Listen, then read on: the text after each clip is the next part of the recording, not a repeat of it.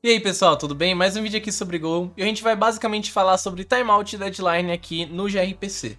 A gente já viu aqui no canal sobre o contexto, como aplicar timeout e deadline numa requisição ou num método, tá? Só que aqui a gente vai aprender também no gRPC que é tão simples quanto, até mais simples do que, muito mais simples do que num REST, por exemplo.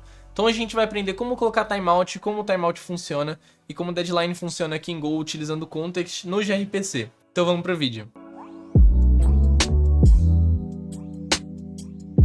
Então aqui uma boa coisa para você pensar antes de ver esse vídeo que é o seguinte, tá? Vocês têm que tomar muito cuidado com a questão de timeout, principalmente com relação à idempotência, tá?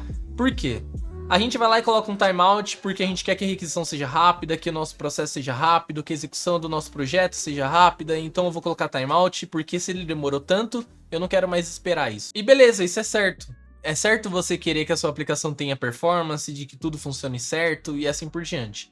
Só que qual é o problema, tá? Vamos supor que você tem uma aplicação que você não tratou idempotência. Então se você receber duas requisições iguais, vai dar problema. Ou seja, ele vai recriar a mesma coisa.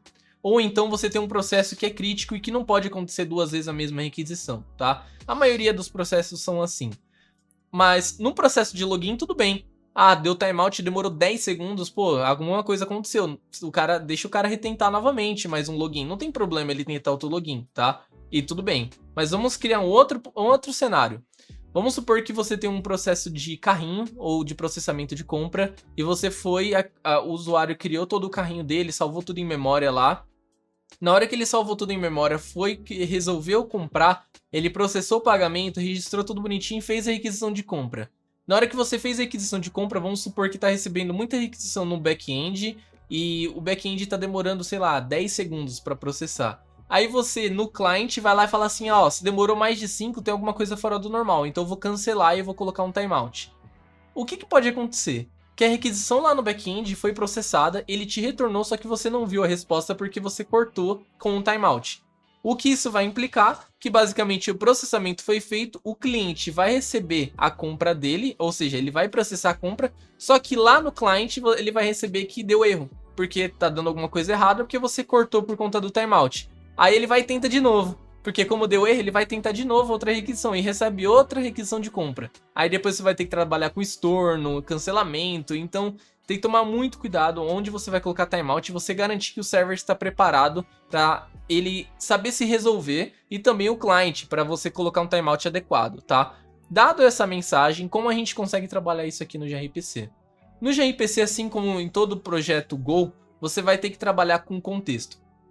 Então, eu vou deixar o card aqui, caso você não conheça sobre Context em Go, mas basicamente é muito simples e é uma ferramenta muito poderosa aqui no Go. Então, toda vez que você vai criar um projeto, é recomendável e talvez no gRPC você se sinta até obrigado a colocar contexto por parâmetro. Mesmo que você não use o contexto em lugar nenhum, que você só fique repassando variável aleatória que não vai utilizar, passe contexto. Porque o contexto ele carrega uma funcionalidade gigante que ele é imutável. E além dele ser imutável, você consegue criar valores em cima de outro contexto. Então eu consigo passar valores, eu consigo passar timeout, deadline, eu consigo passar um monte de coisa dentro do contexto.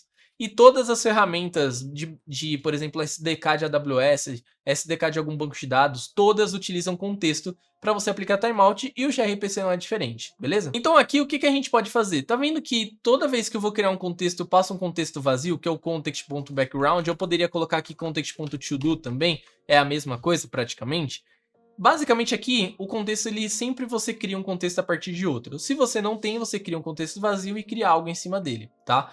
Então, ele consegue carregar um metadata que é, por exemplo, a autorização e ele passa por parâmetro. Isso a gente viu no vídeo de autorização aqui do gRPC. Então, além de uma informação dessa, a gente consegue pegar essa informação e passar ela também junto com um timeout, tá? Então, vamos supor que eu quero colocar um timeout aqui no meu login. O que eu posso fazer? Eu posso basicamente colocar aqui um context.withTimeout, tá? Então, o context.withTimeout ele vai receber um contexto, assim como todo e qualquer contexto que você vai criar, você recebe outro. E aí você vai passar o tempo. Aqui time.second é 1 segundo, ou eu posso colocar 8 segundos, por exemplo, e assim por diante. E o context.timeout ele vai te retornar outro contexto e uma função de cancelamento, tá? Essa função de cancelamento você pode colocar, ou você cancela na mão a execução. Então, eu não quero demorar 8 segundos, eu quero demorar 3. Beleza, vai lá e cancela.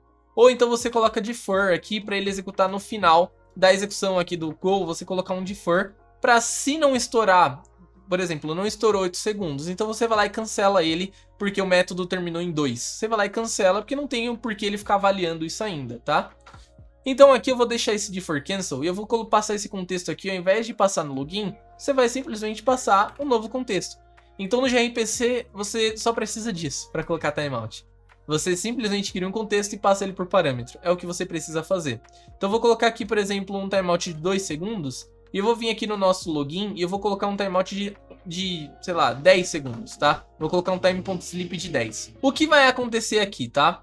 Aqui eu não vou reutilizar a variável de contexto. Aqui, se eu executar o nosso código, como ele demora 2 segundos, ele vai esperar 2 segundos e vai cortar, mesmo que o login receba e te retorne muito antes, tá? Então aqui, ó, deadline exceeded, context deadline exceeded. Então, chegou no tempo final, ele corta a requisição, tá? Ele não vai esperar, ele não vai fazer nada além disso. Só que ele vai retornar um valor dentro da variável error, tá? E aí você tem que tratar essa variável. Ou você coloca um penny, que aí depende do quão crítico é um timeout para você. Às vezes tem um timeout e você quer retentar, você vai lá e coloca um retry aqui, por exemplo. E beleza, você vai lá e retenta. Ah, pode ter acontecido algum problema, eu vou retentar. Ou você coloca um exponential backoffice aqui, beleza. Só que aqui, como eu não quero isso, eu vou lá e quebro. Eu posso até colocar um penny aqui, ou eu posso colocar um log.fatal aqui e colocar o error que eu recebi. Tanto faz, tá? Porque aí depende do quão crítico é um timeout dentro do seu projeto. Mas ele vai quebrar o código caso isso acontecer, beleza? Então aqui, o que eu posso fazer também? Vamos supor que eu coloco aqui um timeout de 10 segundos. O meu login, ele demora 5, então tá dentro, tá? Ele vai demorar menos tempo do que o necessário.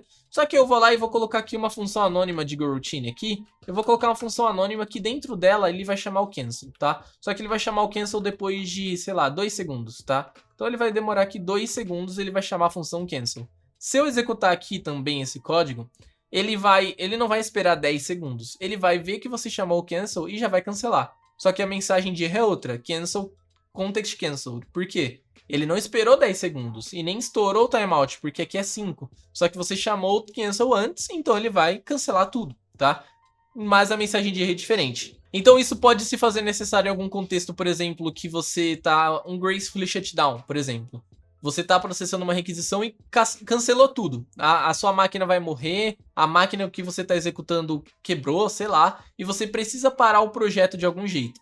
Como tem requisições em andamento, você tem duas opções. Ou você coloca o gracefully shutdown para executar por mais tempo, ele esperar a requisição terminar, de 10 segundos, por exemplo. Ou você chama o método cancel que vai cancelar tudo. E aí ele vai cancelar tudo mesmo. Por isso que é bom você passar o contexto por parâmetro para todo mundo. Porque aí você chamando o cancel aqui, ele vai cancelar tudo que está abaixo dele. Porque como ele é imutável, outros contextos foram criados em cima dele, só que a informação de cancel ela é transmitida para todos os contextos que foram criados a partir dele. Então essa é a ideia, tá? Então aqui, esse basicamente é o timeout, só que com deadline é muito parecido. Eu posso colocar aqui, por exemplo, o if deadline, e aí ao invés de passar um tempo X que eu quero esperar, eu vou passar qual momento que eu quero que isso aconteça. Então, eu não quero daqui 10 segundos, eu quero que às 5 horas da tarde pare de executar. Eu quero que às 3 horas da tarde pare de executar. Então, ao invés de passar um tempo para ele esperar, eu vou passar o horário, dia e assim por diante. Só que aí eu posso colocar, como aqui eu não tenho isso, eu vou colocar um time.now.add e vou passar aqui de 3 segundos, por exemplo. Aqui no caso não faz muito sentido, porque é a mesma informação, tá? É um timeout do mesmo jeito que eu tô fazendo aqui, só que a única coisa que mudou é que agora eu tô utilizando o método deadline. Então aqui, se eu executar aqui o nosso código tá de 3 segundos, dentro do nosso server tá 5, se eu executar aqui agora o nosso método, ele vai colocar lá o deadline exceeded, context deadline exceeded do mesmo jeito, tá? Então aqui eu poderia colocar um momento, então eu quero que ele pare de executar 3, 4, 5 da tarde, um momento específico, ao invés de você ficar chutando quantos minutos, segundos faltam até lá, entende? É basicamente essa a diferença. Então, esses são os jeitos de você colocar um timeout aqui no gRPC, é bem simples, tá? Então eu espero que vocês tenham gostado aqui desse conteúdo. Nos vemos no próximo vídeo aqui sobre Go, sobre gRPC e até a próxima. Falou!